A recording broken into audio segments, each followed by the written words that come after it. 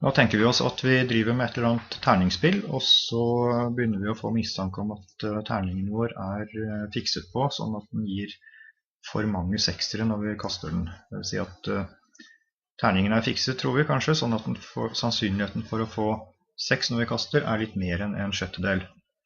Det vi skal se på i denne lille videoen her er da hvordan vi kan bruke metoder fra sannsynlighetsregninga til å teste hypotesen om at det er noe gærent med terningen. Og dette er det samme eksempelet som står på NDLA under overskriften hypotesetesting ved binomisk fordeling.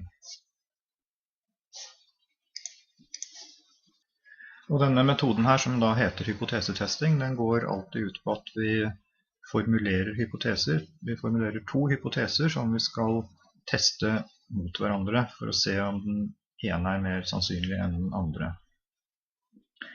Vi begynner med å formulere det som vi kaller for nullhypotesen. H0 kalles den. Det er som regel en hypotese som sier at ting er som de skal, eller er uforandret, eller lignende. Sånn som i dette tilfellet her, så sier nullhypotesen da antar den at sannsynligheten for å få 6 på en terning, den er som den skal være, altså en sjettedel. Hvis vi for eksempel skal teste om en ny medisin er bedre enn en gammel medisin, så formulerer vi en nullhypotese som går ut på at den gamle medisinen er like god som den nye, altså at det ikke er noen endring. Så må vi formulere den alternative hypotesen. Den kaller vi da H1.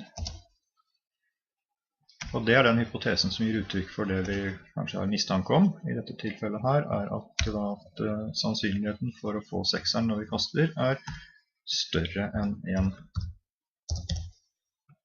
sjettedel. Og det vi skal gjøre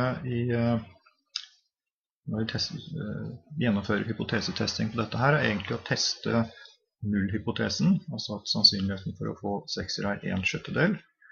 Vi skal se om den holder i forhold til kriterier som vi setter opp.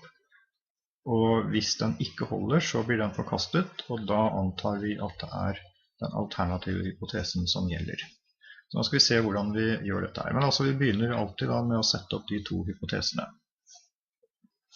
Når vi har satt opp hypotesene våre, så er neste trinn i en sånn hypotesetestingssekvens å gjennomføre et forsøk eller en testing. Så uansett hva slags ting vi driver med her, enten det er en sånn terningkast, eller om det er et naturvitenskapelig forskningsprosjekt, eller hva som helst, så må vi designe et forsøk som gjør at vi har mulighet til å vurdere hypotesene våre. I dette tilfellet her så er det jo forsøket ganske enkelt. Det er rett og slett å kaste terning mange ganger, og så telle opp og se hvor mange ganger får vi 6-ere. Og vi tenker oss at vi kaster 120 ganger.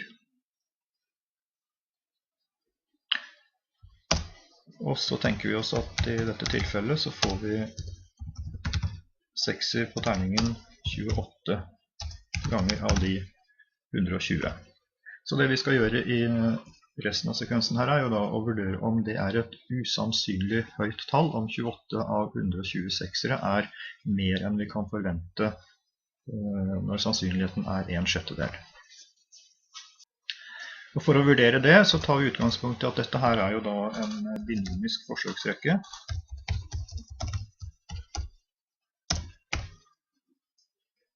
Der den stokastiske variabelen x er antall 6-ere. Og så tar vi utgangspunkt i at nullhypotesen gjelder. Det vil si at sannsynligheten som vi opererer med her er lik en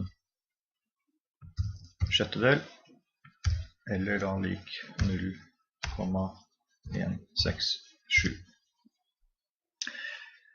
Så tar vi med oss tallene våre til GeoGebra. Legger inn i sannsynlighetskalkulatoren.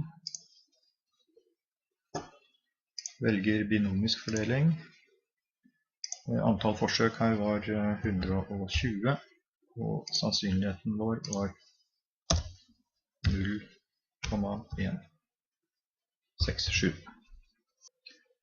Vi fikk jo da 28 seksere i forsøket vårt, så det vi skal se på her er hvor sannsynlig er det å få 28 seksere eller mer når vi kaster en terning. Så da velger vi høyre side her, og så forandrer vi 48 til 28.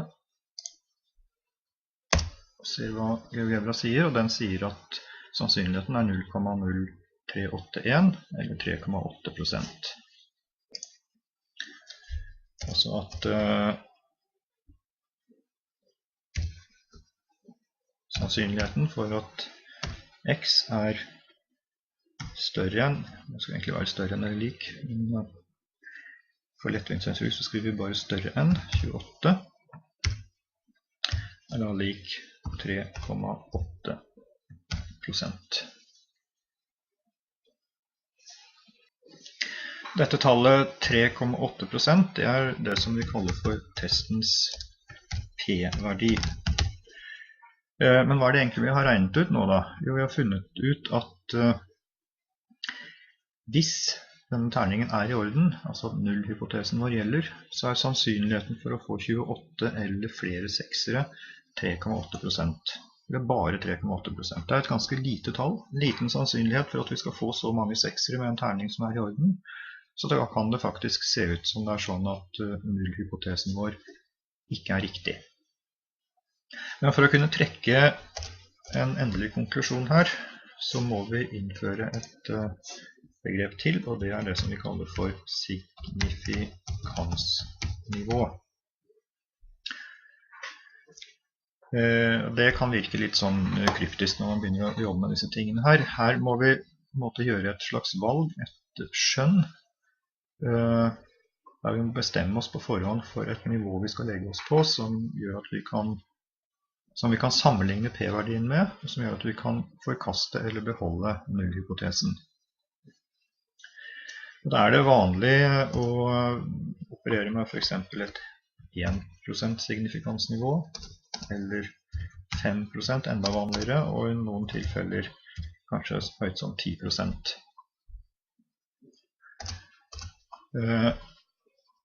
5% er kanskje det vanligste, og det vi gjør er rett og slett å sammenligne p-verdien vår, altså 3,8%, med det signifikansnivået vi har valgt. La oss tenke oss nå at vi av en eller annen grunn velger 5%.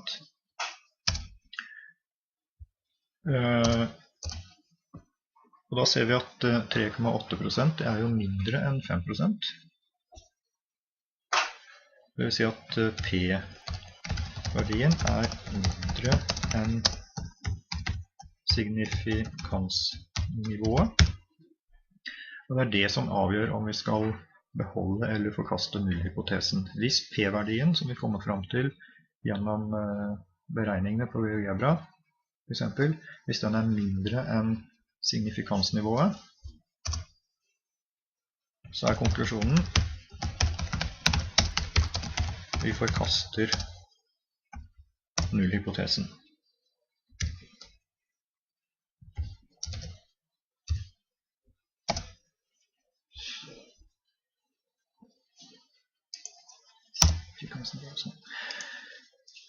Så da ser dere at her, som sagt, her er det jo et innslag av skjønn med hvilket signifikansnivå vi skal velge.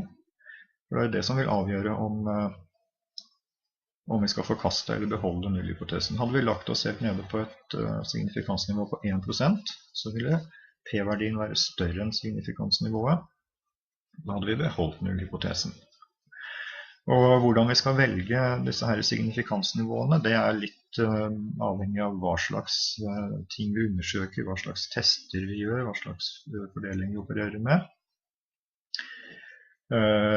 Og for eksempel så er det da sånn at hvis man skal introdusere en ny medisin, det er et typisk eksempel, da lager vi en nullhypotese som sier at den gamle medisinen som virker, den virker like godt som den nye medisinen. Og siden dette her veldig alvorlige ting, så legger det deg på et veldig lavt signifikansnivå. Da får du veldig sikre tall. Og når det gjelder terningen vår, så kan vi jo tenke sånn at hvis vi driver med et litt sånn uskyldig spill som Yatzy eller Ludo eller noe sånt, så er det greit å operere med et signifikansnivå på 5%.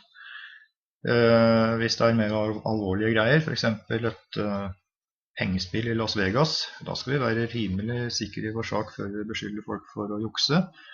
Og da er det mulig at det lønner seg å legge seg på et signifikansnivå på 1%.